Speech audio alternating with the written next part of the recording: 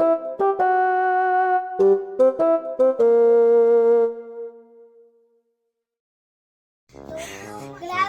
ang init-init talaga dito sa Pilipinas. Kahit may electric fan, parang hindi pa rin.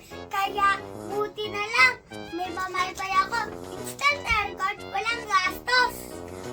Uy, alam mo ba? Ang pamaypay mo ay sikat na handicraft mula sa Caloocan. Doon, hindi lang parang pang presko, may kultura pa. Ay, talaga? Ano pang bang meron sa Caloocan?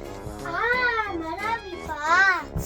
Una, ipinagdiriwang nila ang Pamaypay Festival kung saan binibigyan pugay ang mga makukulay at malikhahing pamaypay na gawa sa mga taga Caloocan. May parada, paliksihan, syempre, maraming handaan.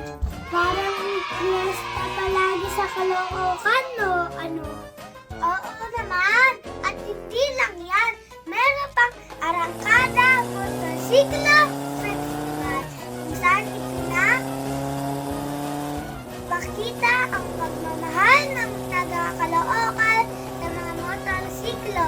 At may motorcade exhibition at programa para sa mahilig sa motorsiklo. Wow! Ang daming pwedeng gawin sa salitang doon. Ano ba bang kaugalian ang ginagawa doon?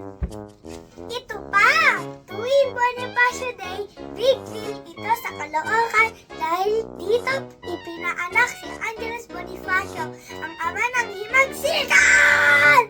At may programa, parada at reenactment ng kaisasayang niya.